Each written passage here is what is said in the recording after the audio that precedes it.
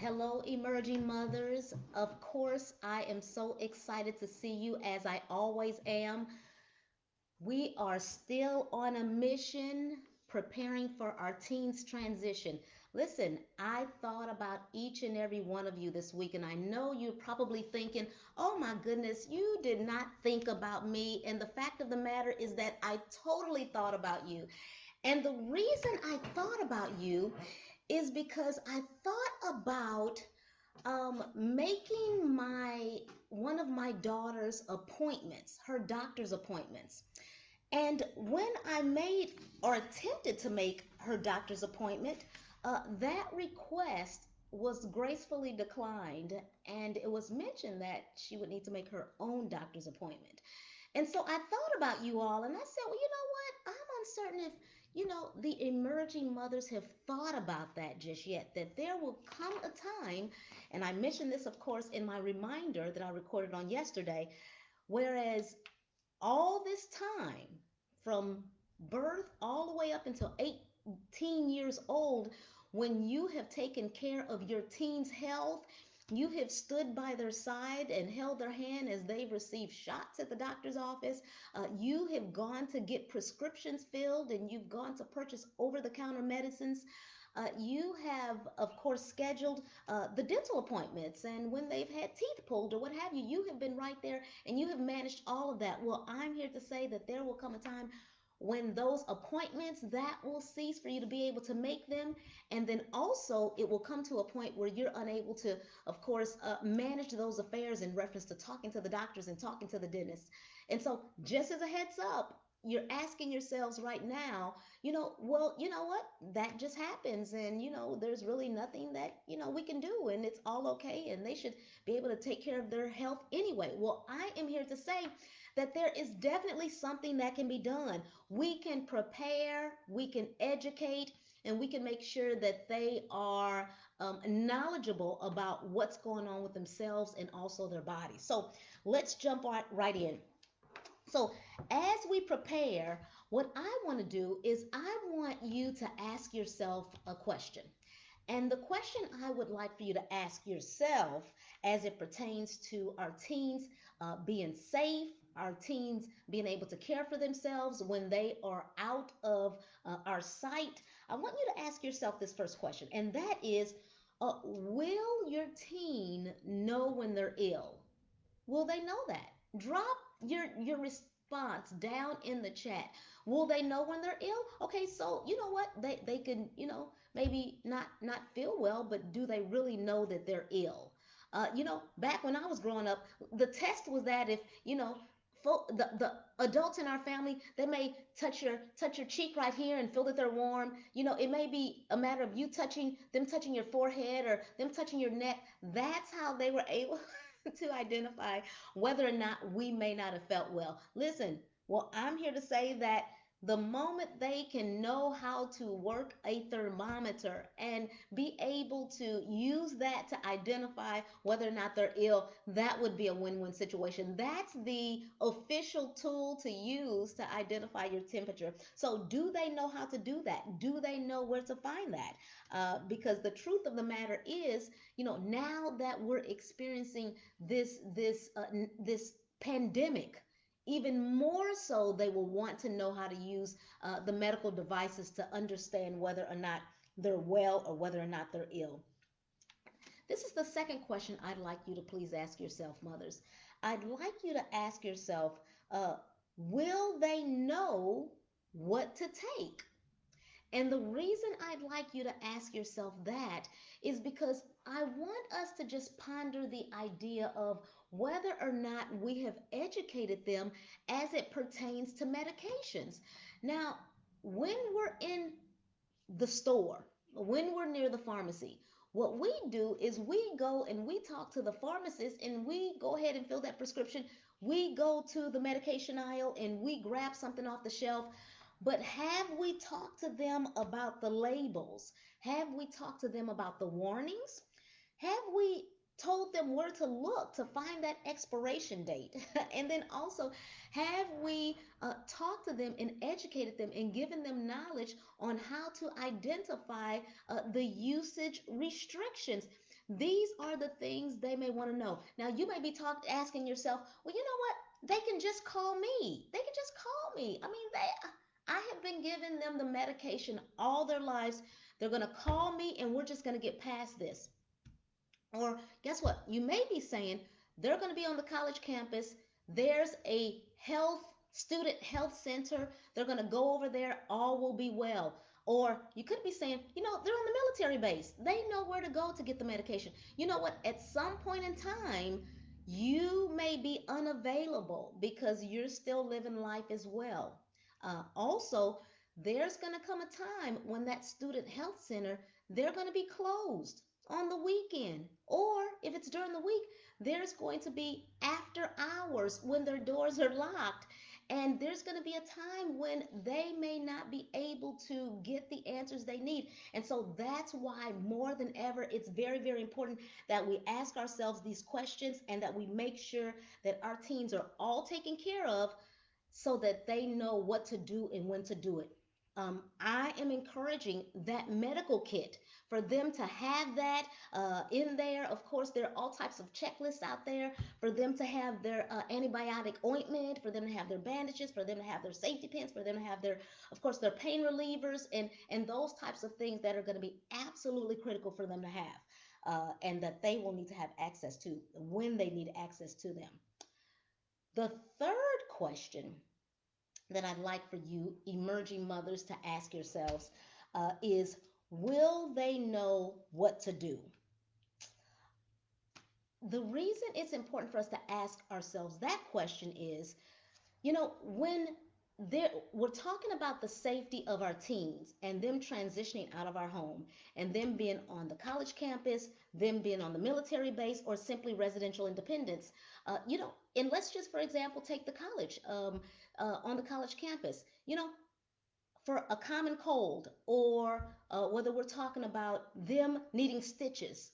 Those are two totally separate things. Of course, we will have the student health facility, but then depending on what has happened or what has occurred, it may need to be whereas they visit one of the little pop-up urgent centers, or their safety may mean that they need to visit the campus hospital or the hospital that's off of campus.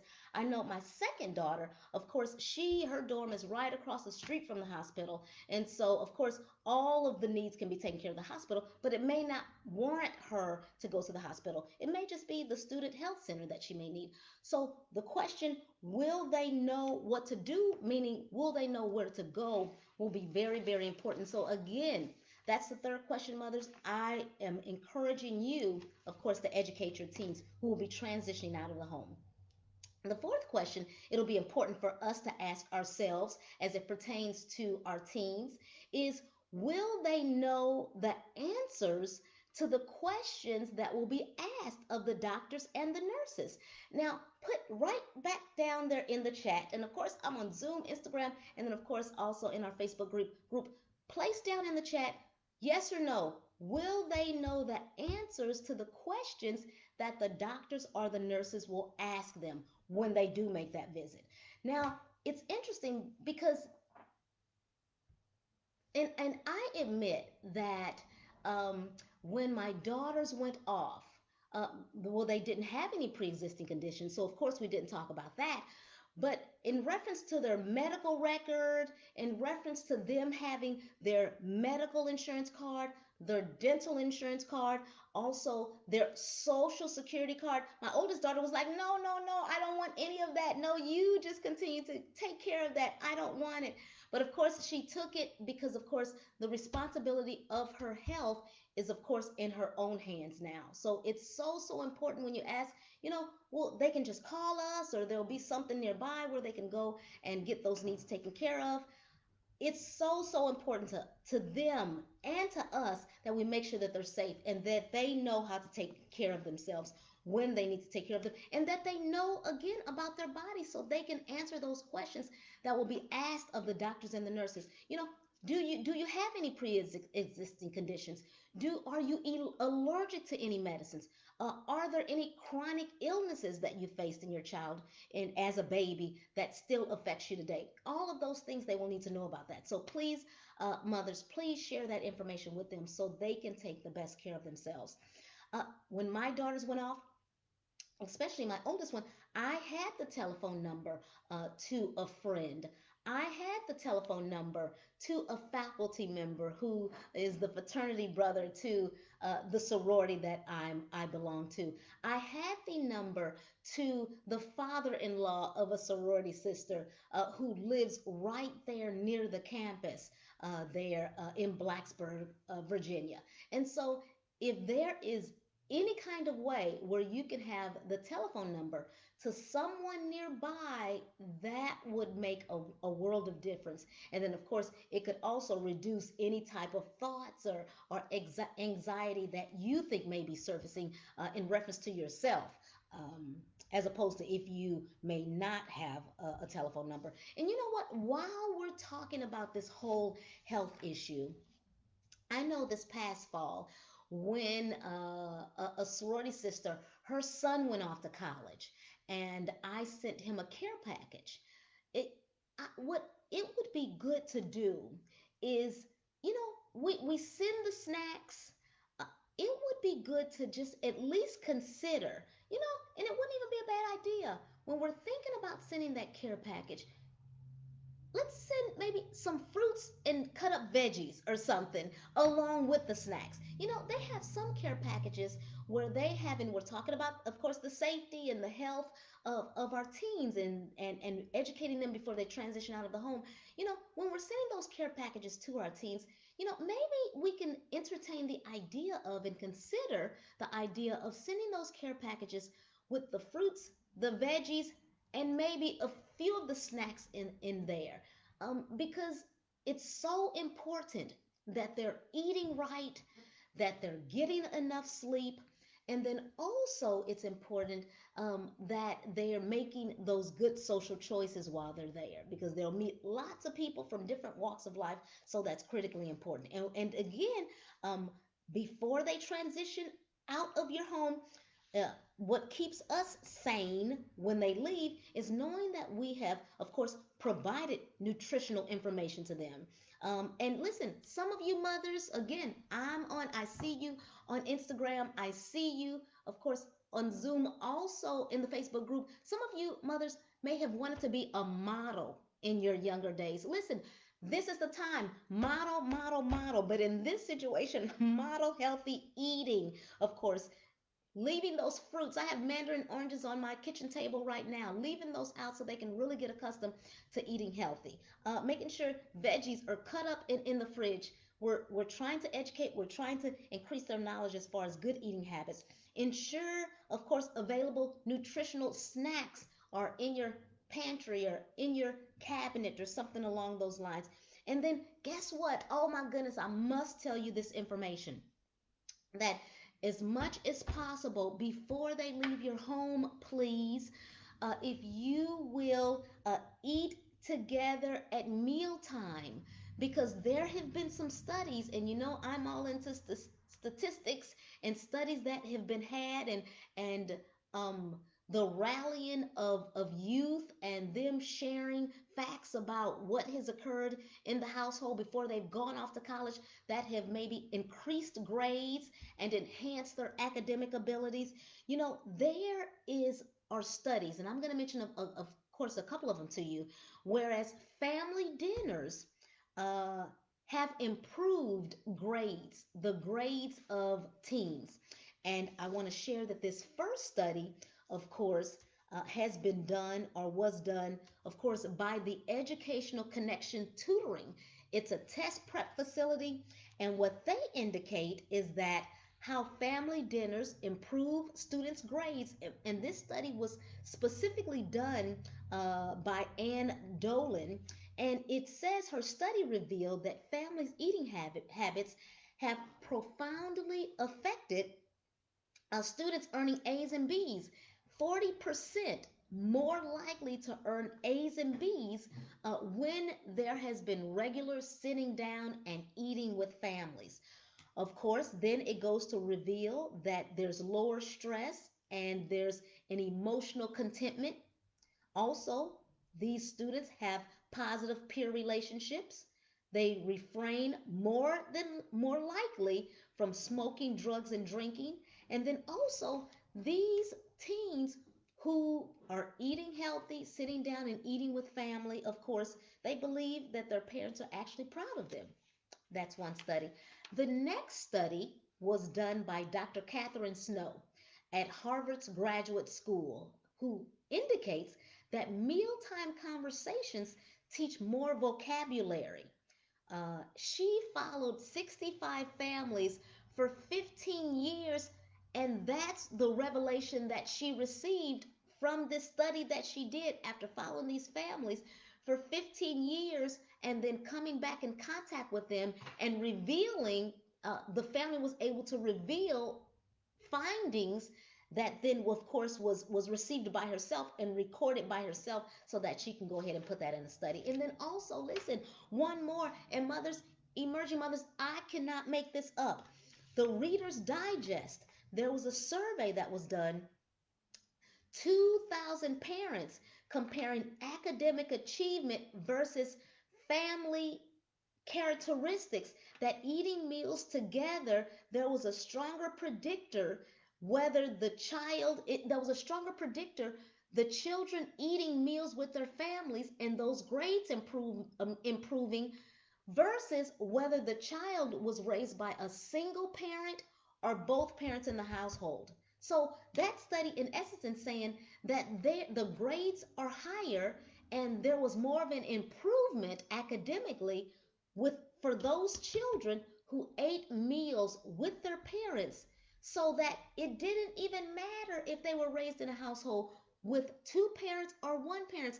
Emerging mothers, listen, that for me is a win-win situation and would make me want to, as much as I possibly can, sit down and eat with my daughters. Now, two of my daughters, they're already off on the college campus, and I still have one daughter here, and my goal is to eat dinner with her, breakfast, lunch, dinner with her as much as I possibly can, because of course I like those high grades. So in closing, I would like to let you know, please, and we're almost about 20 minutes in, my complimentary Emerging Mothers Evolution is taking place February the 22nd through March 2nd. I think that's about 9 days.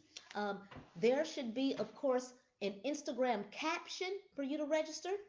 You'll want to register. That's the only way you'll be able to be a part.